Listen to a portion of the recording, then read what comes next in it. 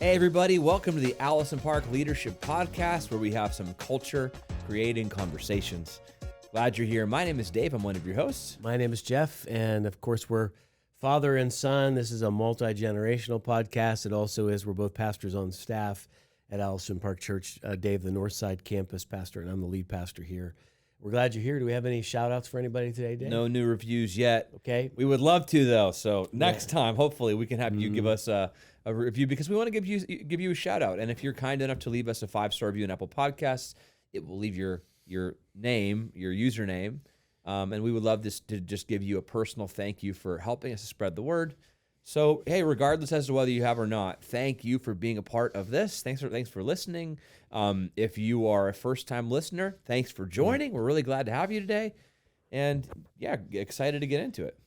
Yeah, so, we talk about some of the stuff in this particular podcast or on this podcast that really, I think, you can't be discussed fully in any other way. You know, in the middle of the pandemic, I think we reached the height of what we would call social media influence in terms of theology and culture, and all of a sudden there was a collision of worlds, and people were posting and fighting over everything: pandemic issues, vaccine issues, race issues, theological issues, Gender political issues, gender issues, and it was just gun constant. rights and I don't know that everything, it's actually slowed down, but I think what we have done, for me personally, I know this is true for you too, Dave, a lot of our staff, we have ceased to use social media as the platform to talk about difficult things. Mm-hmm.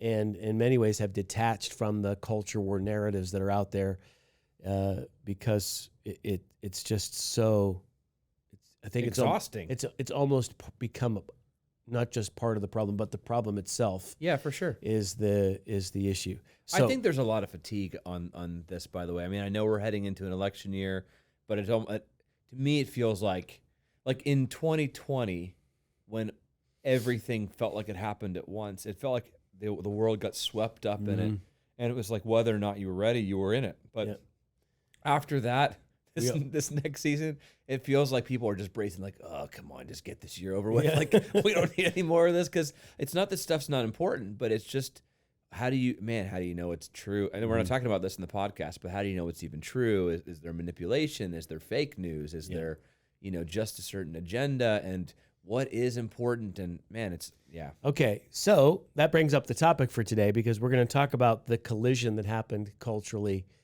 between the celebration of Resurrection Sunday or Easter and Transgender Visibility Day. So, Dave, you have done such an effective job of disconnecting from this whole social media news world that we were talking about what do we talk about on this particular podcast, and I said, well, we probably should address this Transgender Visibility Day, and you were like, huh?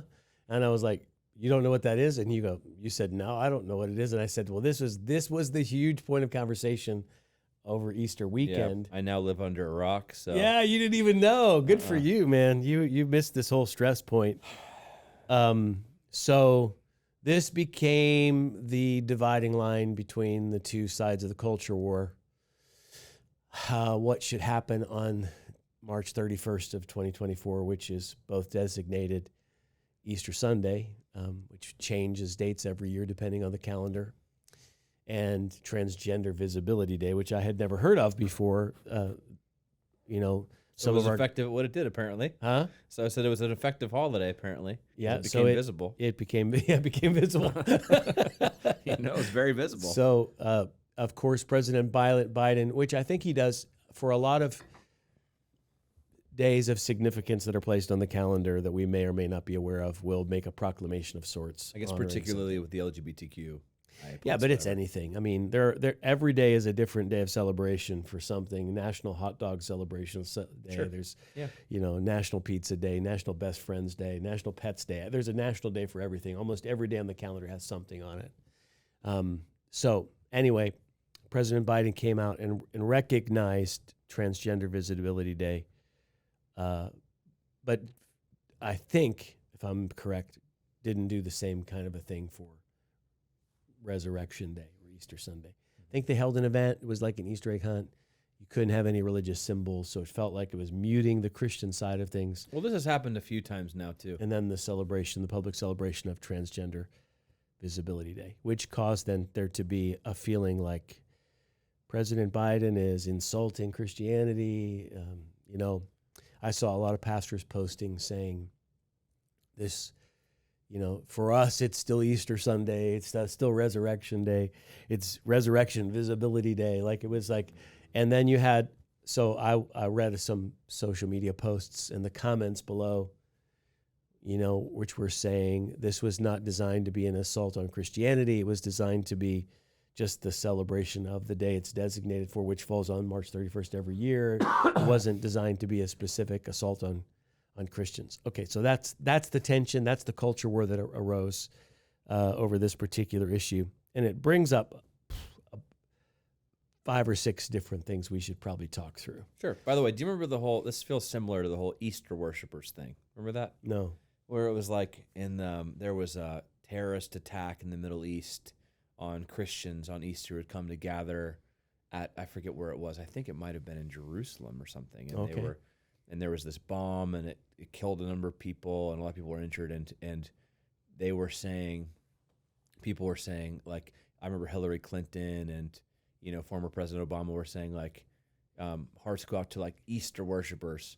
And people were mad because they specifically weren't saying Christians. Okay. It was like avoiding, term. People felt like they were avoiding giving sympathy to Christians. They were just saying Easter worshipers. Kind of like, what the heck is an Easter worshiper? Okay. Yeah, it feels like this is kind of in that same vein that caused a cultural controversy. Yeah. So yeah, I mean, man, I guess I totally missed this. I'm off social media and every platform now.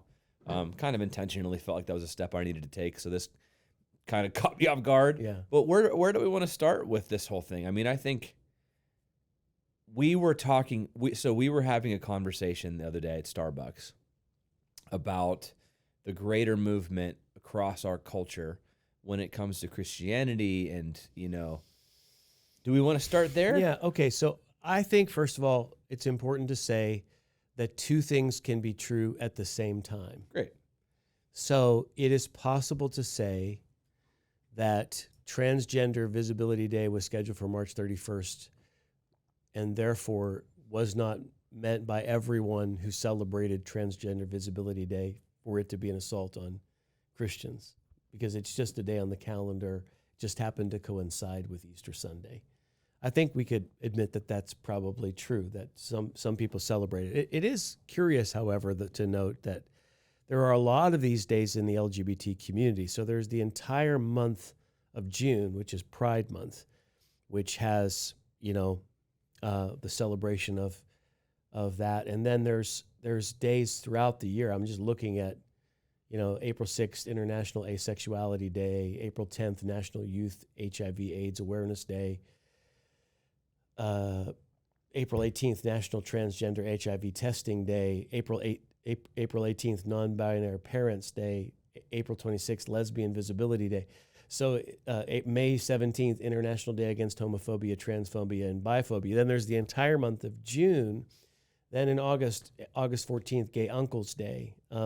So throughout the calendar, there are 5 or 6 days every month that are designed as days of celebration. So we would have to say Transgender Visibility Day, probably in even the LGBTQA community, is not as significant a day as Easter Sunday is to Christians, which is the centerpiece of our faith. It was scheduled for that day, happened to collide with Easter, and some people in their recognition of that day were not trying to insult Christians. They were just,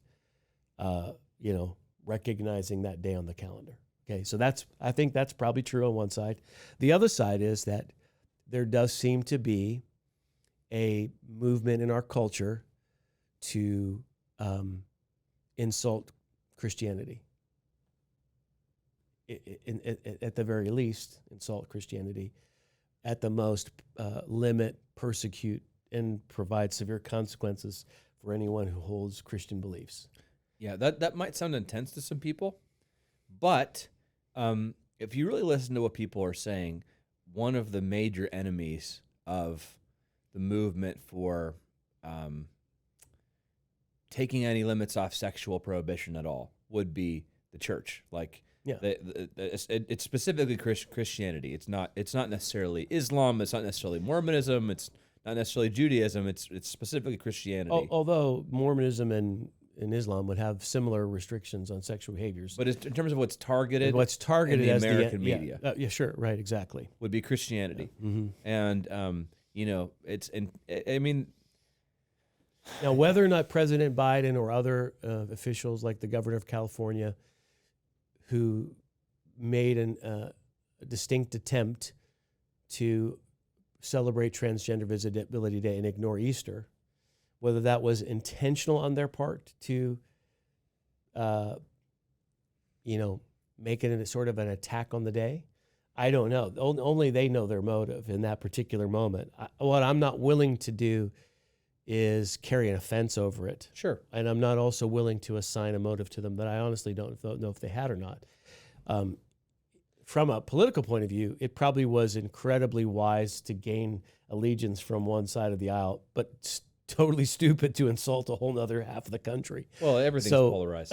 I know you're not, it's more than likely, because every political speech is written out by people that are very aware of all this stuff. They consider every possibility. This was not. There's no way it was totally ignorant. Yeah, there's a degree of intentionality. Giving a lot of grace to assume it was a total accident. And if it was a total accident, as they would do for everything else, they would come out with an apology and they would clarify, which they haven't. No. So there was a degree of intentionality. It wasn't an apology. It was more of a defense. It was like, well, it just happened to fall on Easter. Don't be so sensitive. Kind of, that was how the response was. So, So again, two things can be true at the same time. Someone can be innocently celebrating it and not meaning to be offense, but some people certainly meant it as an insult. So that taps into the broader narrative of what do we do as Christians when we feel like our faith is under attack? Mm-hmm. How do we respond properly without becoming overly political when we feel like something that's sacred to us is getting stomped on? Yeah. And how do we handle this? Because it does appear that the desire to discredit and spit on Christian values is a common theme in movies and music and entertainment, and celebrated on so many levels in so many different places. And you start to feel a little bit like, oh my goodness, this is a little harsh. Now, no doubt, in our country, Christians have always been the dominant culture. So now there is a war over what the dominant worldview will be. And for the first time in the United States over the last couple of decades, we start to get a little kickback and pushback, slight persecution, being disrespected in some ways. Jesus says, when that happens to you, you should rejoice and be glad, because great is your reward in the kingdom of heaven. So I'm not here to ask for sympathy. I'm more just here to say, okay, this is our reality. What's our proper response? So I think what we're angling this podcast to do is to talk about the realities of our current culture and the world we live in, and then eventually we should talk about our response to it. Yeah. Because there's almost like there's kind of these two extremes even within this viewpoint. Either it's like everybody's blowing it up too big. It's not that big of a deal. People don't think about it that much. Nothing is really that intentional. Like, we need to all stop being so sensitive as Christians. Like, we've had the dominant, majority of the culture for so many years, and so now that it's changing, everybody's uncomfortable. There's that side, and then there's the other side that tends to be very, like, I would consider the more extreme. Like, everything is an attack, and like, we need to defend ourselves. Yes. And there tends to be like, how do we push back against all this the godless forces of the political party that doesn't? Yeah. So you're right. It is both of those responses. And there, you said about two things can be true at the same time. It can be true that there is an intentional attack on Christianity, not necessarily just by a political party, but as a movement, really, that I think is more driven by religion and worldview than it is politics. Yeah. So the religion of self and sexuality. Yeah, it can be true that can be happening. Colliding with the religion of Christianity. Yes. Yet that does not mean that our response needs to be Anger and weapons and Yeah. and let's dominate back. Yeah, right. So that's you just said it right there. That's probably where we're going to end up. That's like a foreshadowing. Sure. But let's just talk about it on a personal level. Okay, so let me just describe my own personal reaction to some things. Let's take it out of the LGBTQ component of things, because we're not saying that they're the only ones that would have any animus towards Christianity. This is just a general worldview. Like the overwhelming prevailing worldview of popular culture is anti-Christian. Sure. And it's so prevalent in everything that it's almost not even notable anymore. So, and for instance, And it would be good to notice this, by the way. That's why we're talking about this. So in 2022, there was a movie that came out, and it was called Marry Me. And it was a romantic comedy between Owen Wilson and who's J-Lo? Jennifer Lopez. Jennifer Lopez, okay. Marry Me. So she's a pop star, and she finds out her husband is cheating on her or whatever, and she gets a divorce. And then on stage, she decides to marry a person in the audience, and it's Owen Wilson. They're just a really odd couple. Actually, the movie kind of worked. It was a good C+ movie, I guess you'd say. Did you see it? I watched it. Okay. Yeah. Okay. It's the worldview on marriage, horrible. Okay, so let me just say, just because I can be entertained by a movie doesn't mean I agreed with the premise of it. Like, no one should get married that way. Its view on marriage was horrible. Okay, however, it was cute. But in the middle of like the first scene, and they promoted this movie like crazy coming out of the Super Bowl. It was like a movie designed not for the theater, but designed to be streamed. Okay. And I remember in one of the first scenes, J-Lo is doing her pop dance, and she's dressed as a nun in a really skimpy nun costume, and all of her dancers are dressed as, slutty looking nuns. Okay, just to say it like that. Yeah. And I thought to myself, why is that necessary? Like, you could dress in any costume, but why are you going to insult Catholics in this dance? And it was just performed as like no big deal. And then the movie went on. And so that happens so often, where things are said or done that sort of propose how outdated and silly the religious restrictions on sexuality are that Christians hold, and mocking Christian values. And it's just embedded into the culture, where it's like a part of the background that you don't even notice it anymore because it's just so constant. You would never see a Christian character in a movie or television show as a hero. Mm-hmm. They would always be presented as a villain. A Christian who is true to the gospel. True to the gospel. And true to living in A purity compromised and holiness. Christian who goes to church and has religious rituals but thinks that any kind of sex is okay. Yeah. That person can be celebrated. Sure. But a person that holds to what we would call biblical, literal New Testament values would never be perceived in a positive light. So going back to that nun thing from the movie, it's like usually nuns should be the symbol of chastity. They're never married. They're in service. Yeah, they live in service. They and wear totally prayerfulness modest and- clothing. Yeah. They're quiet in nature. They've and been this a is force for good for hundreds of years around the world, serving in places that no one's willing to serve, doing duties that no one's willing to do, giving their whole life to the cause of Christ and his church, and then to be mocked publicly on a stage. So it's mocking because it's like the opposite. This is the new chastity. This is the, it's like, whatever, this is outdated. Like the old ideas are so outdated. We're going to now wear a type of costume that does the opposite of everything that nuns stand for. Right. Loose, free sexuality. Mm-hmm. It's just an act. Doesn't really matter. Women's bodies are women's bodies, regardless of, like, it's all of that new age. Yeah. You could say cult or religion of self that worships sexuality, personal preference, and I don't know. Yeah. Personal choice, I guess. So even the idea of Visibility Day, just let's take the transgender component out of it for a moment. So Visibility Day is, we want the world to see me, right? Resurrection Day is we want the world to see Jesus, right? It is the opposite impulse in every way to these two worldviews and these two religions. Now, I do think that probably because the Transgender Visibility Day is less than a decade old, and those that put it on the calendar had to know at some point it was going to collide with Easter. And there is some degree of the question, was this forethought, a degree of intentionality? Because there is this thing, and you and I were talking about this, Dave. I just saw an article on Breakpoint, which talks about something that happens when you have two worldviews or two cultures that collide, and one begins to supersede the other.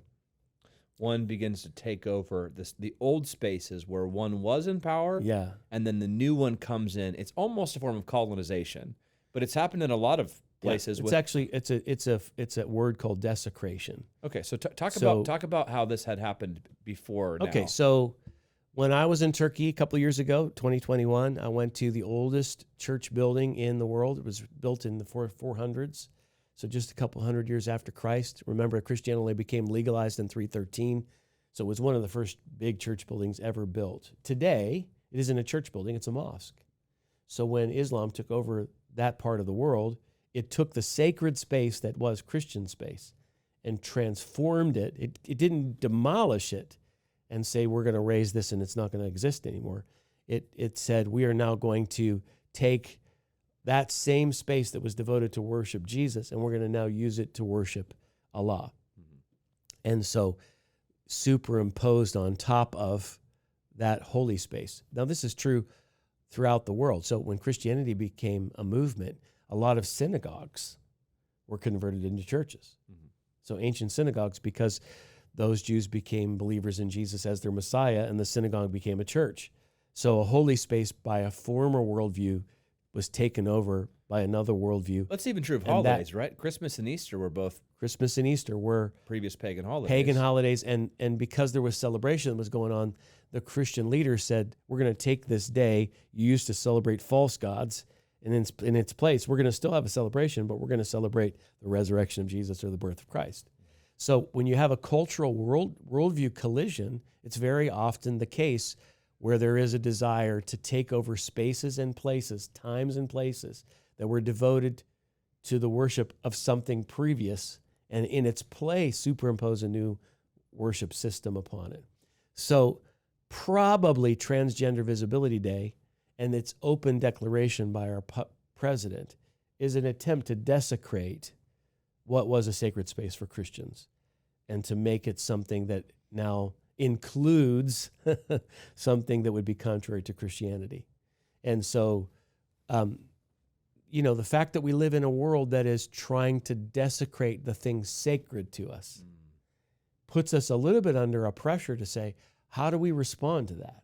How do we respond when someone tries to desecrate that which is precious to us? So let's talk more about what this would without look like. Becoming filled with anger and hate and rage and This is often stuff that happens subtly, and I think that if you're newer to the faith or what, it feels like people in your generation tend to see these things clearly, and they're like, "Oh my goodness, look at what's happening." Whereas, like my generation, because we remember a quaint time from the past where the whole culture was pretty much in agreement on these things. Right. Everyone thought Easter was the day. Everyone thought Christmas was the day. Everyone said Merry Christmas. It was just a common monoculture response to everything. And now the fact that is not the thought is, like, for my mom's generation, like cold water in the face. Like, how can this be? What has happened to our culture that now people are trying to desecrate that which has been precious to me all my life and I found such value in? And it's a grieving that happens. Like, it's a loss of something. Sure. And it's someone comes and steps on something that's been, beautiful to you. There is a reaction that comes with that. Mm-hmm. Doesn't have to be anger, but for me personally, I grieve. Yeah. I feel like, oh man, that was hurtful. But you would notice it. And what I'm saying, my point was, I'm not sure that people in my generation or younger who have sort of grown up where the desecration is happening all the time in subtle or not so subtle ways, you don't really necessarily recognize it Like for the what it air is. you breathe, right? It's the Yeah, background music yeah. of everything. You know, this is just the viewpoint, and I think that while we don't want to respond just in anger and bitterness, that's not Christ-like. There's also a danger in not recognizing it all or giving it no credence, or because what happens is all ideas have consequences, and ideas that we come to accept that, oh, well, they have a point, become a part of our worldview and the way that we see the world. And when something is attempting to, whether or not we're aware of it, desecrate or make something there used to be reverence, now it's irreverent. We're going to lower this from holy to unholy or unsacred. I'm not sure if that's a word. That has an influence on us, and if we accept it as normal or if we accept it as a valid viewpoint, it can change the way that we think about the world as Christians, which is a danger to us. Your generation would see that and be like, what? And then my generation's like, oh, they're overreacting. But I would just question, are they though? Sometimes maybe, but like, and if it gets politicized, then it's all about Republican versus Democrat, sure. But when it comes to God's view of holiness and the sacredness of our scripture and even of some tradition, I do think we should take a second glance and we should be careful and we should probably be like, that's not good. Like at the very least be like, okay, I understand this is not made by Christian. I understand this is made by somebody from a different worldview. Maybe they don't even know any better. So it's not like let's cancel somebody or let's go after somebody. But to say that idea is awful or that's disgusting or this is probably repugnant to God because of what it's doing, we should see that. So can we talk about like where we see desecration? Oh man. So this started happening a little bit more at a fast pace in the late 80s. There was a movie called The Last Temptation of Christ where Jesus was portrayed as a homosexual. That was a huge cultural impact. And there were even Christians that had marches against that because of that particular issue. Then you had some works of art in the 1990s, like one had a crucifix that was immersed in urine. Yeah, I think it was poop too. Yeah. Yeah. So this is desecration. This takes something precious to somebody and to treat it with And we had the Da Vinci Code, which is all about Jesus' secret affair with Mary Magdalene. Yeah, right. Which is not based in any historical fact, but a lot of people started to believe that it was because it was just sort of fabricated. And there's all kinds of stuff that's been against Catholics, like the Sisters of the, what do we call it? The Sisters of the Perpetual Indulgence, who were mocking Jesus on the cross. We talked about that in a previous episode, and they were then honored by the city of Los Angeles for their role in the community to help LGBTQ. Again, none of this has to be anti-LGBTQ or anti-anything to have a grief inside over the fact that what you consider precious is now being spit upon. And especially not just what you consider precious. There's nothing more important to me than the person of Jesus Christ and his death, burial, and resurrection. There's nothing more important to me than the portrayal of him on the cross. Oh my goodness. Like that is my source of salvation. Like I have intense loyalty to Jesus because of what he's done for me and how he saved my soul. To see that desecrated is something that makes me want to cry. Yes. It should have that effect on us, that we would want to weep over it. Yeah. And it used to be that we would afford one another tolerance and say, look, I didn't mean to step on your faith here. That was sort of the culture we lived in. Now it's like, no, I meant to step on it. Yeah, and actually, you shouldn't have a place here and it's anymore. Bigoted. Yeah, right. And we think it should be eradicated from the world. So those are some examples. There's also like, not that this is always against Christianity, but there's like a whole genre I always notice on Netflix that'll say at the bottom like irreverent. Yeah. Meaning there used to be values that we had reverence for, or not just values, it could be religion, where we would treat this as sacred or holy or noble. That now there's a open mocking and irreverence towards an attitude of, say, purity or chastity or whatever it might be. Yeah, and while Christians have had a tendency to make these kinds of moments political, we have to remember to put it in context that when anyone has ever tried to desecrate anything having to do with the Prophet Muhammad, like, for instance, there were cartoonists in Europe about 15 years ago who were just making humorous cartoons about Muhammad. and they had immediate death threats. I mean, No, they came up and shot up the place. they had to actually hide away the person Yeah, people were killed from that. who made the cartoon. Yeah. So I don't think our culture would ever consider desecrating Islamic worldviews. I think now it's become, there's a lot of desecration of Jewish values. There is. And there's desecration of Christian values. But I don't think that extends in other spaces necessarily. Not yet. And I don't know that it will, But I think, so this is not a political thing. I think what we're staying in is the world religions kind of sphere here. Yeah. And you keep talking about this, but I just have to point out, like, it's not just LGBTQ, but there is a religion of sexuality, of sexual preference, and LGBTQ is probably the biggest voice. But it's just that the idea that sex is morally neutral, and so actually abortion as an argument and conversation has to do with sex, because if you're not having sex with someone who's not your husband or wife, then you're probably not going to have the issue of abortion. No. So abortion is an extension of free sexuality. Yes, it is. Right. So a lot of the culture war that we are in the midst of has to do with the fact that one worldview said sex is morally neutral and should be practiced freely by anybody at any time, and Christianity says sex is designed for a marriage relationship between man and woman, husband and wife. Okay, those two worldviews are not allowed to coexist anymore. And for the longest time, the self and sexuality worldview religion said, just tolerate us. All we want is to be tolerated. We just want equal footing. And now it's shifted to, no, we want to dominate. Yeah. And we want to dominate the holidays, and we want to dominate the buildings, and we want to dominate the conversation. We want to dominate social media and anything that varies from this. Like, there are laws now that were just recently passed in Scotland that would make some of our conversations on the podcast would make us guilty, and potentially we would be jailed for our points of view. So in Western countries now, there is an intentional desecration of Christian places, times, and spaces, because one worldview is trying to conquer the other. And so... And you can't play with... This is the thing. You can't play with this. There are two different religions, and they're two different gods. You cannot worship the...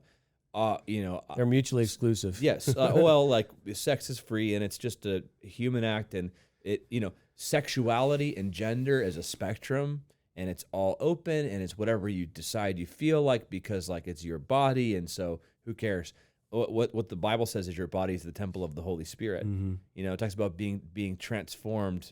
We were just looking at this clip you had yesterday from Rob Ketterling. I wish we could pull that up there, but about how we're to be conformed to the image of Jesus. We're to be transformed by the renewing of our mind according to what God says is truth, and they're mutually exclusive. And so we can't play around with this. I think we want to be as graceful as we can to anybody who's interested in hearing what Jesus has to say. Yeah. And so we don't want anybody to feel rejected, but they are two different religions, and they don't agree with each other. And Jesus is not okay with worshiping a little bit of this God, as long as you're mostly still having Christian values. And it's not just what Jesus is okay with. It's also that the culture of self and sexuality is not okay with us worshiping Jesus with his restrictions and requirements. You're right. So this is why you see in ancient cultures, and I love history, okay? I've been all around the world to see places where events have taken place.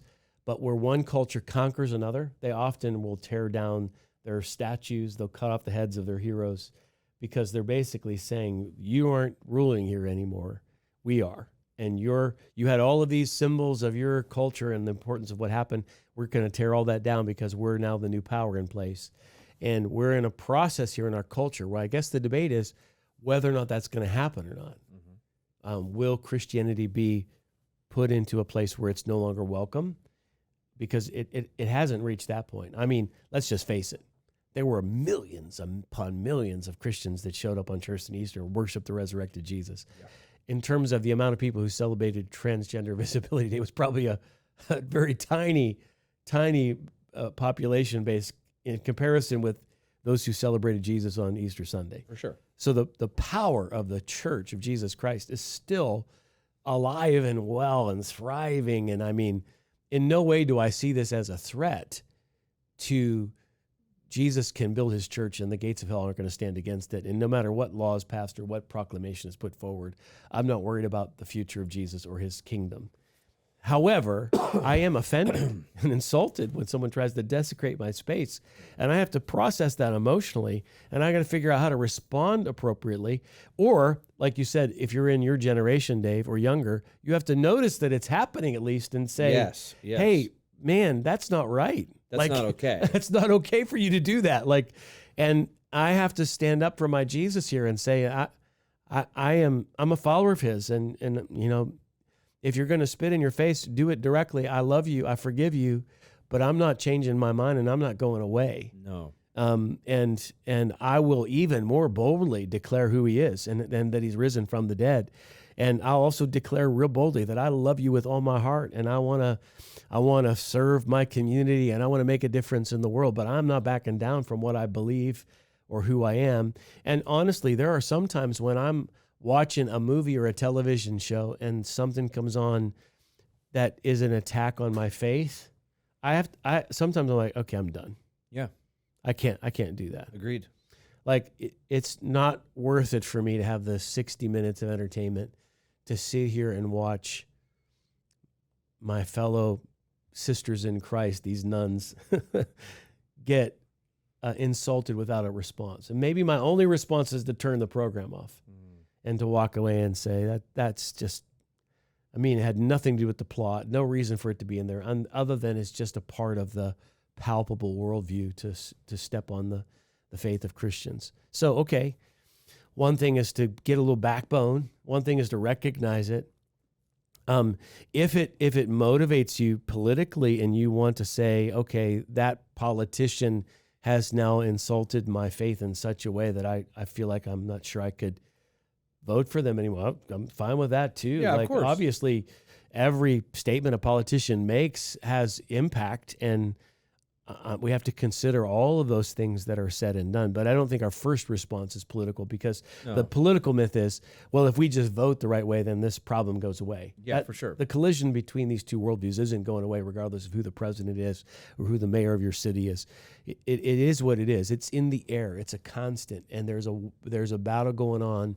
And I think the only way to win the spiritual war that's happening is not by political maneuvering. It's by preaching the gospel and by following Jesus radically, and by living a life of prayer, and by being willing to love and serve and forgive. And maybe there's going to come a time where a lot of the stuff that gets put out through popular culture we can't consume as entertainment. Well, that already is it's happening. so offensive to what we believe. And I even think just like the amount of stuff that has nudity, like full nudity, it's ridiculous. Yeah. It's so hard to find shows Or that don't have language. hyperviolence, nudity. Yeah, of course. It's just like, oh man. So can I just take a side little bunny trail for a second? Sure. I was in a series we were doing at Northside recently where we were talking. You actually helped me with this. We were talking about Malachi and the personal nature of God and how he's describing in the book of Malachi to the people, like, I've been trying to talk to you, but you're viewing me more as a duty or a religion than a person, and here's how this affects my feelings. You know, we were just talking about how, like, God really is a person. Yes. You know, and how, like, I remember, like, this was with you. I don't even know what it was for. I'm not sure if we talked about this in the podcast, but in the sermon, how somehow when I was like a teenager, I did something that offended you. And then Mom said, you really offended your dad. And I was like, what? Like, it was seriously shocking. He has feelings? Yeah, I was like, he's a dad. Because I sort of thought of it like you as like other. Like, it's like you're not like a person, you're a dad. Yeah. But then I was like, oh, he's a person. Like, that was a weird realization for me. And God's the same. God's not a statue, he's a person. Yeah. And so, like, can you imagine what it would be like if there were movies that were openly mocking you, like, personally, and they were talking about how awful you are and spitting on everything you value, and your family and everybody was watching for entertainment. That part. Yeah, like, who cares? Who cares? Like, yeah, it's whatever. I don't believe in it anyway. Yeah. It shouldn't be that big of a deal. I remember to me. one time I was at a baseball game, Dave, and there was a guy behind me that was just using the name, Jesus' name, like every other word. He was just like, oh, they would get it. make an error or do something stupid on the field, and he was just using the name Jesus Christ in a way that it's not intended to be used. And eventually, I had enough, and I turned around and said, "Look, man, I don't care what you say. Can you stop talking about him? Like, he's important to me. Like, I paid for this ticket. I don't care if you yell at the Pirates. Like, you do whatever you need to do, but just can you not use the name Jesus Christ? Because he's my savior. Like, I worship him." And he was, "Oh man, I'm sorry. Like, I just couldn't take it anymore." Yeah, sure. Like, we almost see that as just like nothing because, everybody does that. What's the big deal? I mean, there are people at my workplace. Yeah, it's true. But there is a time to stand up and say, enough. This is Resurrection Sunday. I even stopped calling it Easter so much because I want to distinguish it. It isn't just bunnies and eggs, man. It's about Jesus rose from the grave. And if the whole world stops celebrating it and everybody ignores it and it's no longer considered a legitimate religious holiday, I won't worship or celebrate less. Yeah. I'm not showing up to Easter service as a Resurrection Day because the culture recognizes it.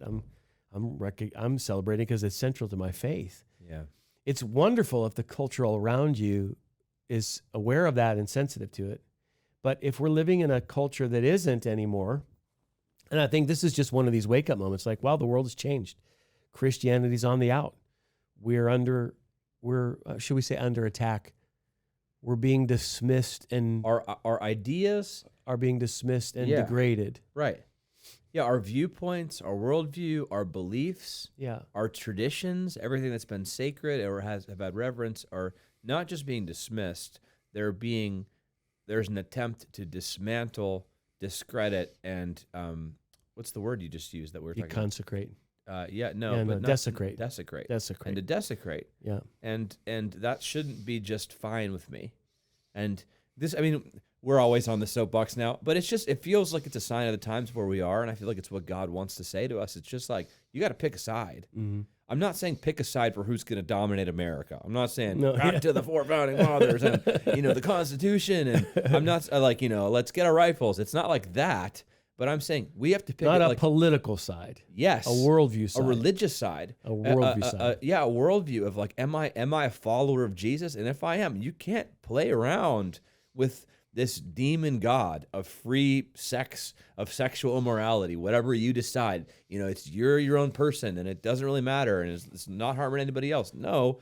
And I'm not shaming here by pastor behavior. And honestly, I think we've reached a place too where we would say, okay, if you say that August the 14th is Gay Uncle's Day, okay, I don't have a problem with that. Whatever.